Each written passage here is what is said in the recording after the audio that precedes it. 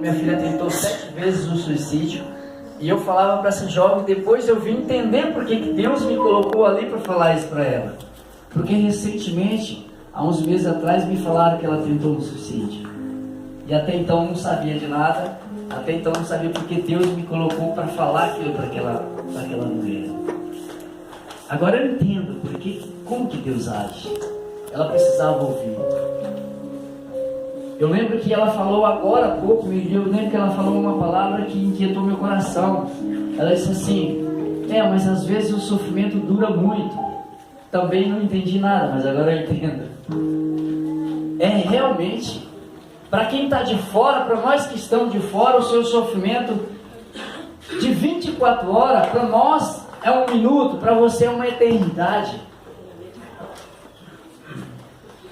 A tribulação, a tempestade na vida de uma pessoa dura realmente, parece que uma eternidade. Mas lembre-se do que falou esse sábio, o homem Padre Fábio de Mello. Mesmo na estrada precária, de pavimentações horríveis, há sempre o destino que poderá nos levar ao local onde o sol se põe. Onde o sol se põe é o momento de você dormir, é o momento de você aquietar suas preocupações e acordar para um novo dia que vai surgir. Amém? Amém. Na tribulação, Deus dá sentido ao sofrimento. Nas tempestades, vão se conquistando as virtudes, força e com esforço a perfeição. Uma frase de São João da Cruz. Santo maravilhoso. Quando eu li essa, imediatamente eu lembrei daquela passagem lá em Romanos, capítulo 5 de Romanos, que diz assim que as tribulações, a tempestade, as tribulações, o sofrimento, ela gera paciência, a paciência gera fidelidade, e a fidelidade, uma vez comprovada,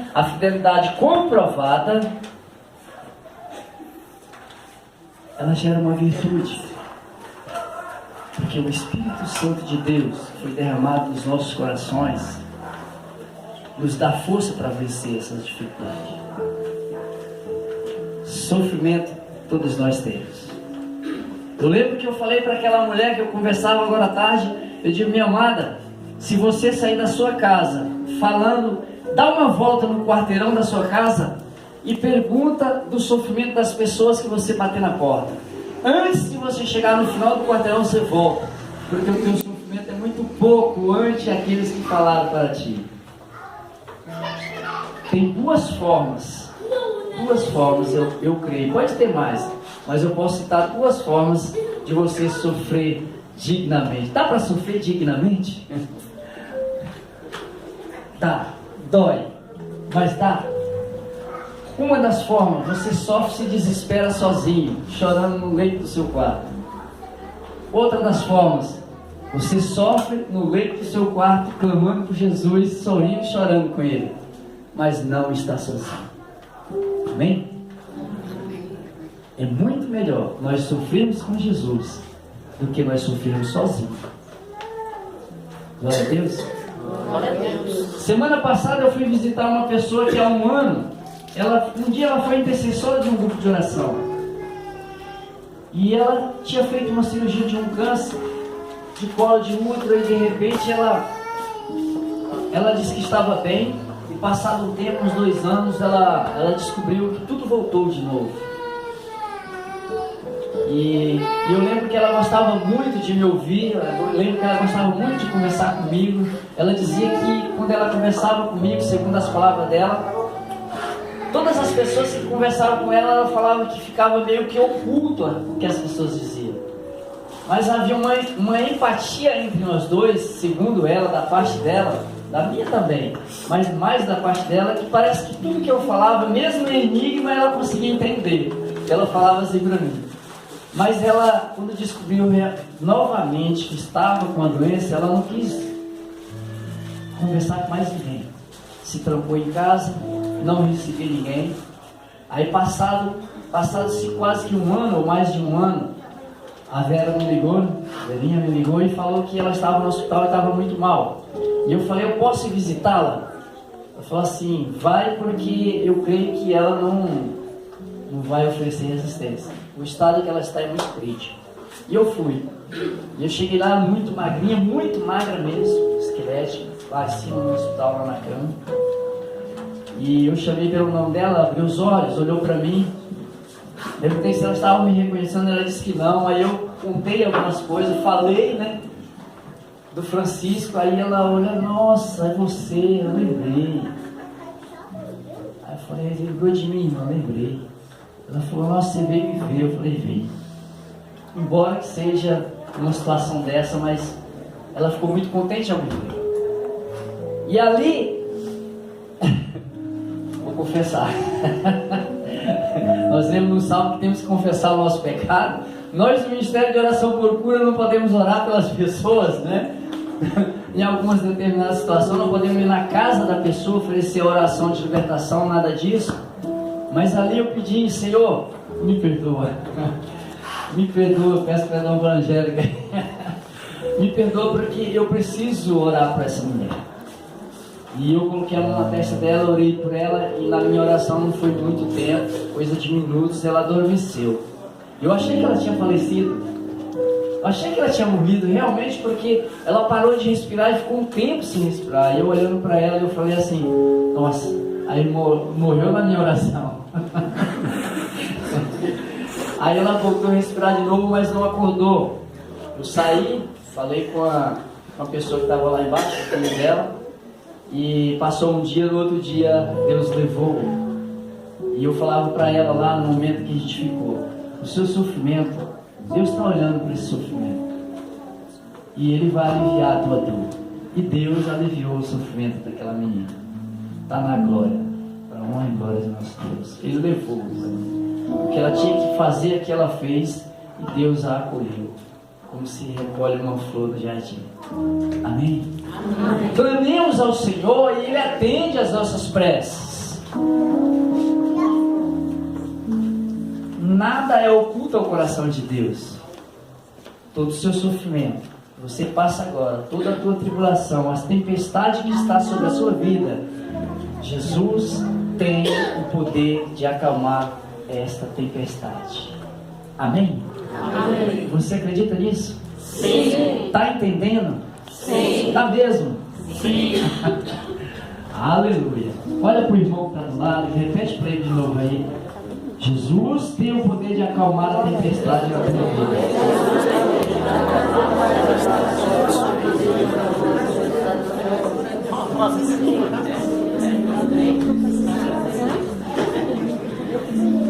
Nós, eu gostaria muito de falar muito mais, mas já tem uma pessoa ali apontando 5 dedos para mim, não sei o que é. Mas eu preciso dar um testemunho para vocês, testemunho pessoal,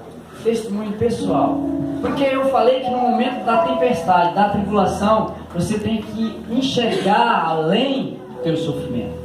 A necessidade é uma necessidade de você olhar um pouco mais além daquilo que você está passando.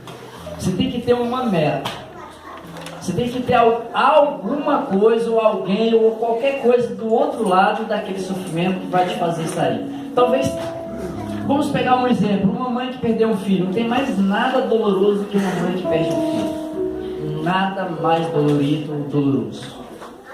Mas com certeza, essa mãe, ela tem um outro filho. Se ela não tiver um filho, ela tem uma neta. Se ela tiver um neto, ela tem um esposo. Ela tem um irmão, ela tem um pai. Alguém ela tem na família. Ela precisa sair desse ciclo daquele que morreu e olhar para aquele que está vivo. Porque é assim que segue a vida. Amém? E eu preciso dar esse testemunho para vocês.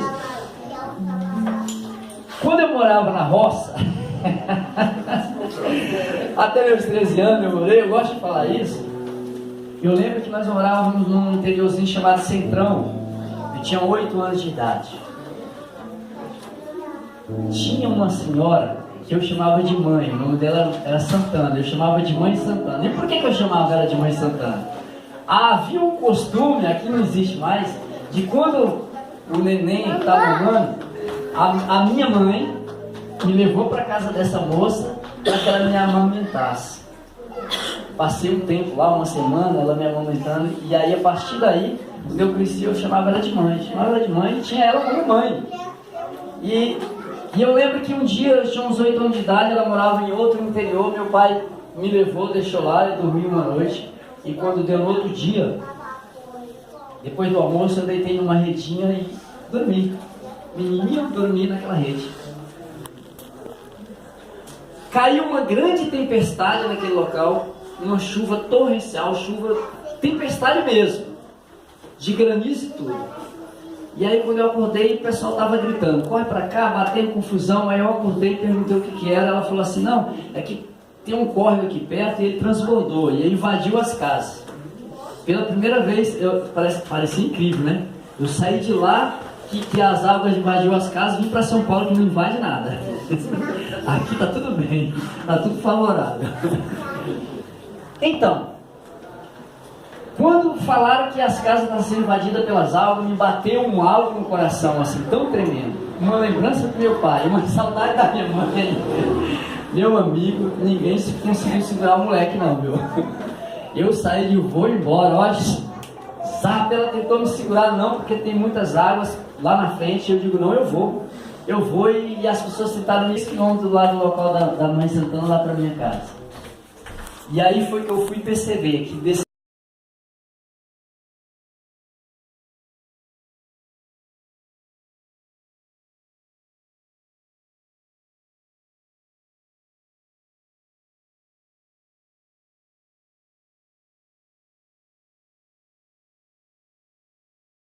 eu consegui nadar de criança, quem quisesse passar lá tinha que ser nadando.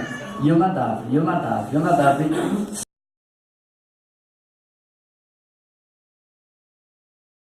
Eu caí nessas águas, nadei. Depois, quando fui atravessar o rio, não era tanta correnteza na estrada, mas quando eu consigo entender como que eu fiz isso. Lá meu pai, minha mãe, todo mundo também não conseguia entender. Eu ia na estrada, a água me arrastava para dentro, eu subia na árvore, aí chegava lá de cima, eu sentava num lugar e descansava. Depois que eu estava descansado, eu pulava nas águas, aí nadava contra a correnteza, aí até onde tinha força. Quando não tinha mais força, eu deixava a água me levar, mas ia sempre cortando assim, do lado de uma beirada. Aí me agarrava noutra madeira, dava um tempo, pulava na água, e assim eu fui até que eu saí num local, longe da estrada, mas saí num local em que era terra. Aí voltei para a estrada de novo, e assim eu consegui chegar em casa. Mas por que eu digo isso para vocês? Porque a gente tem que ter uma visão daquilo que você quer, da sua meta que você quer chegar. Não é o sofrimento que vai fazer você morrer. Não é o sofrimento que vai acabar com a sua vida. Nada disso acontece. Meus amados, lembra-se do Padre Fábio de Mello? Há um destino lá além aonde o sol se pôr. Novamente eu volto a falar para você, não sei qual é o teu sofrimento, qual é a tua dor, mas eu sei que o Senhor Jesus tem o poder de acalmar a tempestade da tua vida. Amém? Amém. Foco e você conseguirá sair.